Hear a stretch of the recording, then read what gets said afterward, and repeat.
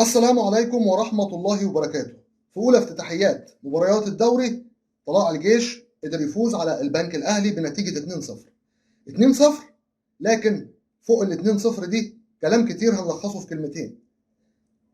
المدرب القدير عبد الحميد بسيوني صاحب النية الطيبة والقلب الأبيض، وكمان ما تنساش يسري وحيد لاعب نادي الترسانة السابق اللي كان بيلعب في الدرجة الثانية. صدقوني الزمالك كان قريب جدا من التفاوض معاه لولا الأزمات ووقف القيد.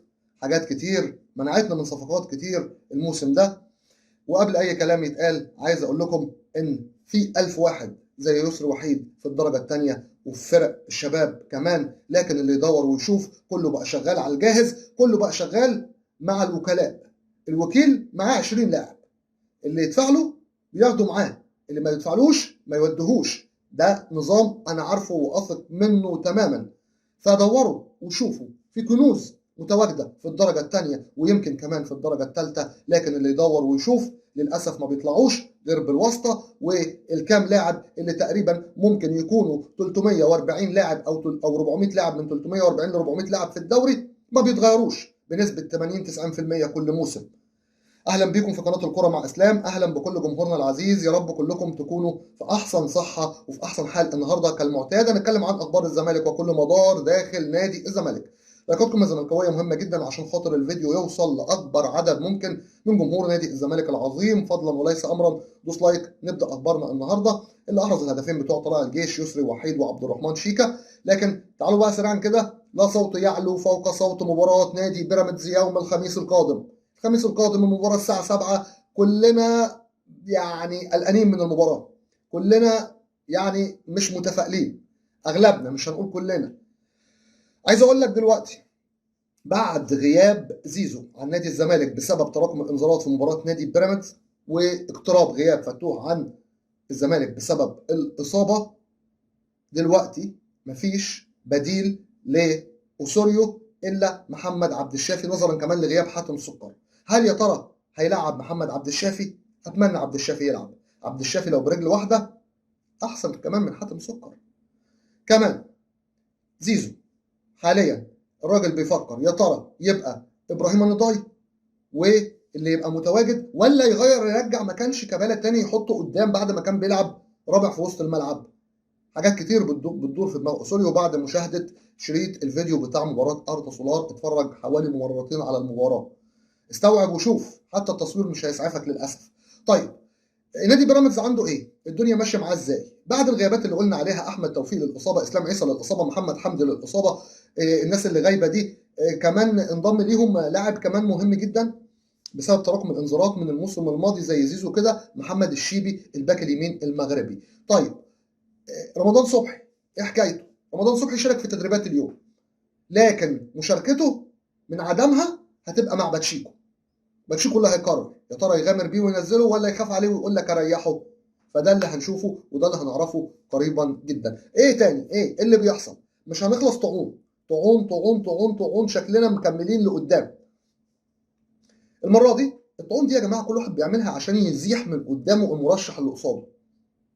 يعني لما استاذ ماجد الحنبلي عمل طعن على كابتن فاروق جعفر، على كابتن حسين لبيب، عشان يشيلهم من قدامه لانه مرشح الرئاسه قصادهم.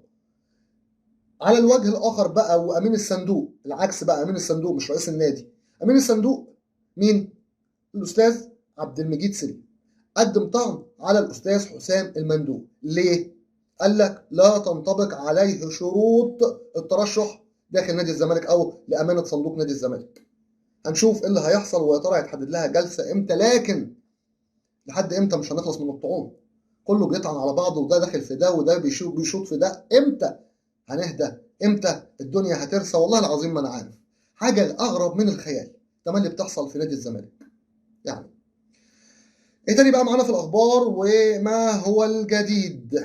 هقول لك على موضوع امام عاشور سريعا. اخر حاجه حصلت ان امام عاشور خلاص اتخانق مع، او زعق، بلاش نقول اتخانق، زعق مع محمد الشناوي، وحصلت مشاده كلاميه بينهم. وبحكم ان الشناوي كابتن من كباتن النادي الاهلي وامام عاشور جاي مستجد عليهم، فما ينفعش انه يتكلم معاه كده.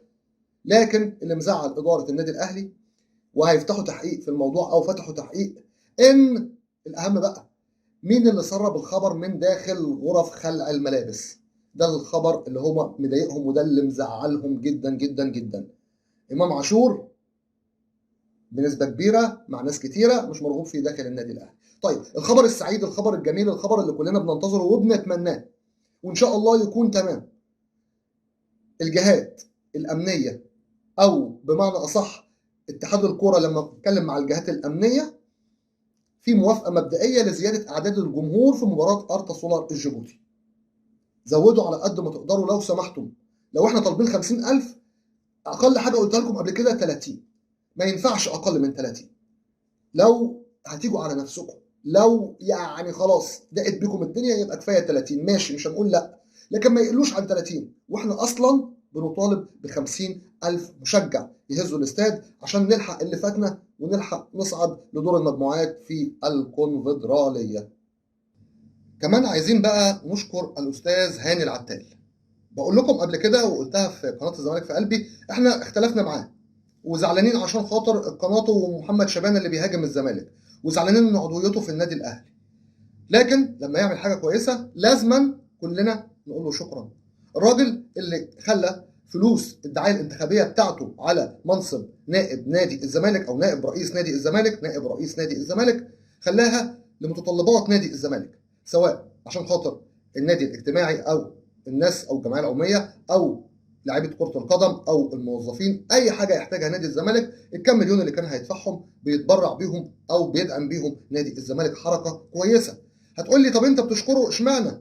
صدقني عشان غيره ما بيدفعش مليم، مش جنيه ولا نص جنيه ولا حتى ريال، للي يمكن مش يعني مش الشباب الصغير اللي ما حضرش الريال او البريزه او الكلام ده. ده بخصوص الاستاذ هاني العتال. كمان عايز اقول لك ان منتخب مصر هيلاعب الجزائر ان شاء الله في مباراه وديه يوم 16 اكتوبر. مباراه الجزائر هتبقى صعبه، تونس كسبتنا، امال الجزائر هتعمل ايه اللي هي اعلى كمان واعلى كمان. فمباراه هتبقى جامده جدا جدا جدا فوق ما تتخيلوا.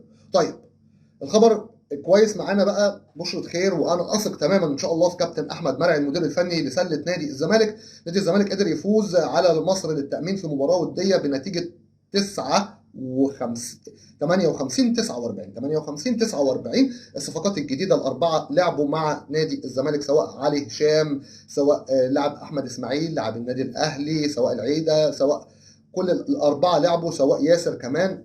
ما شاء الله الاربعه شاركوا في المباراه. نادي الزمالك يلعب مباراه وديه اخرى مع نادي الجزيره، هتبقى مباراه اصعب يوم الاربعاء القادم بمشيئه الله تعالى. كمان ايه تاني معانا في الاخبار وايه حابين نتكلم فيه سريعا قبل ما ننهي وقبل ما نقول سلام؟ بصوا بقى، احمد عيد واحمد ايمن منصور. احمد عيد واحمد ايمن منصور الاثنين اللي كانوا المفروض هيمضوا للزمالك او عقودهم اتعملت مع الزمالك وراحوا النادي المصري البورسعيدي. الاثنين دول مش هيلعبوا في مباراه النادي الاهلي خلاص النهارده، يعني تقريبا اللي هو يوم الثلاث خلاص مش هيلعبوا. ليه؟ لان اتحاد الكوره هيحقق معاهم خلال يومين ثلاثه، فبكده مش هيلعبوا قدام النادي الاهلي لان نادي الزمالك مشتكيهم، فبناء على ذلك لن يشاركوا في المباراه. هنشوف حق الزمالك هيجي منهم ولا ايه اللي هيحصل ولا الدنيا هتمشي ازاي. لكن عايز اقول كلمتين، والله كلمتين وافهموهم زي ما تفهموهم. لو هتحقق معاهم وبعد كده هتخليهم يلعبوا بعد المباريات اللي جايه، يبقى العبوا مباراه الاهلي. سمعتني بقول ايه؟ لو انت هتحقق معاهم وبعد مباراه الاهلي هتخليهم يلعبوا، طب ما تلعبهم دلوقتي وخلاص، ولا عشان خاطر يجيبوا على مباراه الاهلي ولا ايه؟ لكن لو هتوقفهم وقفهم بقى. لو هتحقق معاهم والتحقيق مثلا هياخد وقت ولسه وبتاع مباراتين ثلاثه غايبين 4 5 ماشي، لكن ما يجيش بعد مباراه الاهلي تقول لي لا ده هيشارك خلاص. ما ينفعش، ما يصحش. واخيرا بقى وليس اخيرا بخصوص موضوع الناشئين الدوري درجه ثانيه وثالثه، في كنوز، لكن للاسف وكلاء اللاعبين واخد اسلام واخد محمد واخد محمود تبعه، وانت يا فلان لعيب كويس في درجه ثانيه عاوز اسوقك هات فلوس. ما ينفعش. لحد امتى هننتظر الوكلاء وننتظر هم اللي يجيبوا اللعيبه؟ لحد امتى هنستنى انهم يعرضوهم علينا؟ ما ندور احنا ونشوف. انا بتكلم على الكل مش على الزمالك بس. صدقوني في كنوز في قطاع الناشئين وفي دوري درجه ثانيه وثالثه لمصرنا الحبيبه. عشان الزمالك ابو في قلبنا هندعم نادي الزمالك، مش هنتخلى ابدا عن نادي الزمالك، ودائما وابدا في ظهر نادي الزمالك الى ان ينتهي بنا العمر. اترككم في رعايه الله وامنه وحفظه، ولكم مني خالص حبي وتقديري واحترامي، وان شاء الله قادم افضل. عاش الزمالك حب في قلبنا، والسلام عليكم ورحمه الله وبركاته.